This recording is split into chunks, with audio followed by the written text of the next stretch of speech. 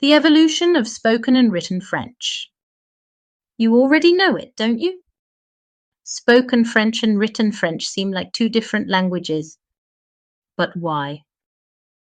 In Old and Middle French, people would write words from phonetics. In simple words, they wrote what they heard. And each dialect had its own way of saying things. This makes more sense when we know that, in the 19th century, most French people did not count French as their mother tongue. Instead, they had regional languages. Imagine how many ways people could write the word thank you in English if they did not know the correct spelling. Some possibilities. Thank you, shank you, zunk you. So French needed a unification of the rules concerning grammar and orthography. And the schools did not help. The first primary schools opened in 1833, and in 1881, Jules Ferry instigated secular, free, and compulsory schooling. Rather late, don't you think?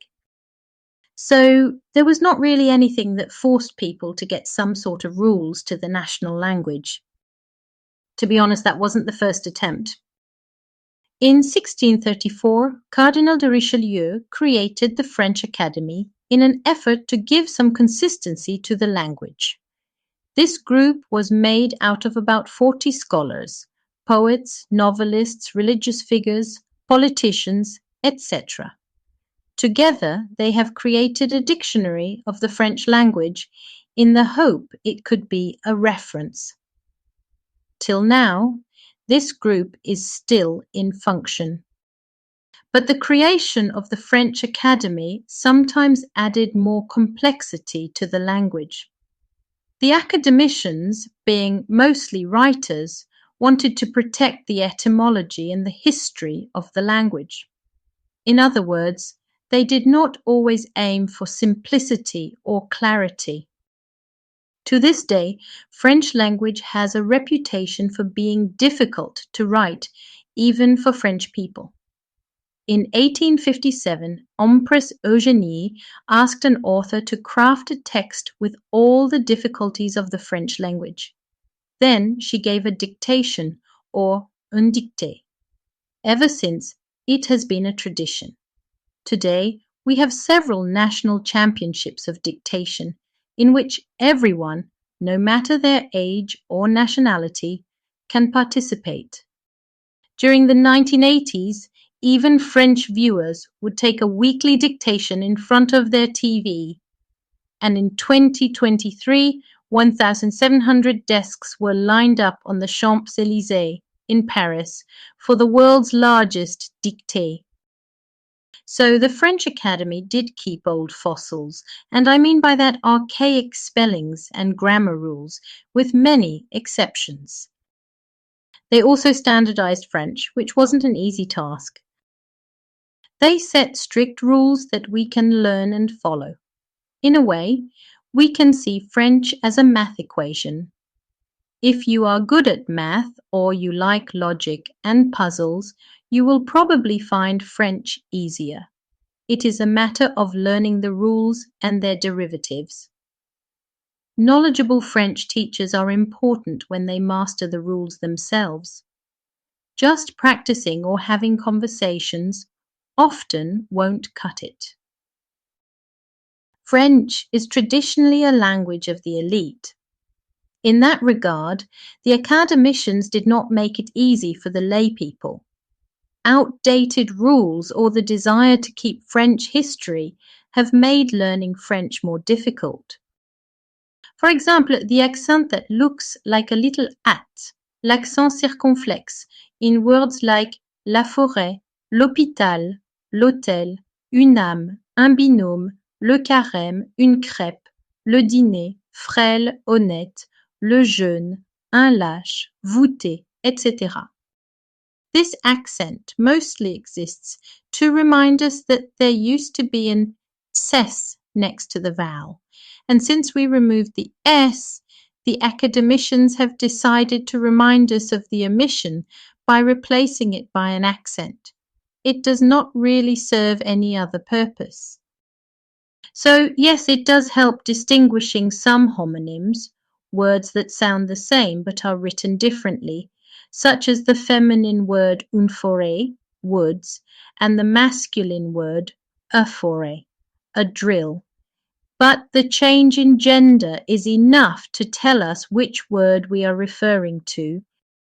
The same is true with the French words du, of, from, and du, ode. Exemple, si tu veux du lièvre, la somme est due en avance.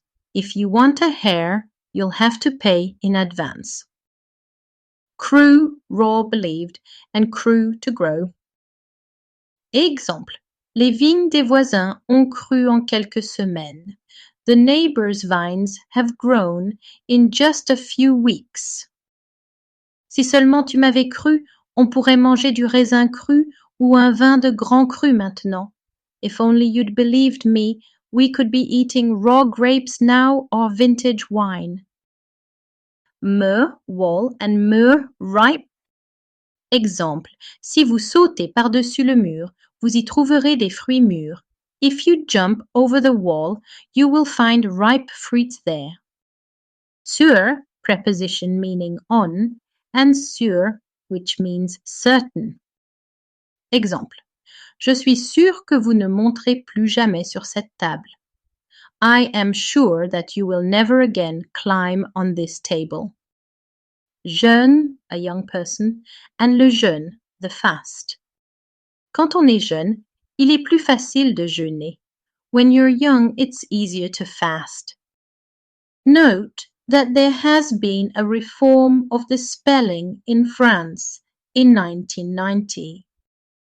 The circumflex accent is now obligatory on the letters A, E, and O, but we can omit it over the letters I and U if there is no need to keep it for comprehension purposes.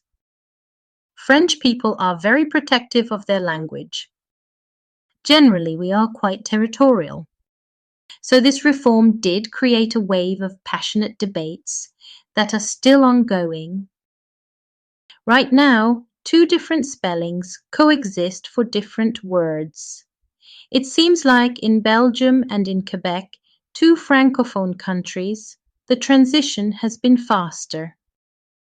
Note that the changes made to the French language has a repercussion in francophone countries, and these changes can be somewhat disturbing. For example, in the Quebec province, the circumflex accent transforms a short letter into a long letter. This is a habit the metropolitans do not do anymore, except in some French dialects. Therefore, in France, it is not common to make a distinction between the words des pâtes, pasta, and des pâtes, pause, although there can be a slight difference, mostly regional, in pronunciation. On the contrary, Quebecers and Belgians tend to say des pâtes and des pâtes. If that can be of some comfort, know that French students have several hours of grammar lessons per week. Why? Because we find French rules difficult, tenses a joust of the mind, spelling a never-ending battle, and spelling reforms outrageous. We are all in the same boat? Plus, do you know that you are already speaking French? That's because Guillaume the Conqueror invaded England and left behind so many French words that almost half of English is made of French words. To add to the confusion, French people are adopting more and more English terms into their everyday conversations, and many other foreign words, not to mention the verlan, reversed syllables, and other word plays. Thank you for listening, as well as liking and subscribing to French with Sylvie. Licky linky. Have a happy French life. À bientôt les amis. See you next time, French friends.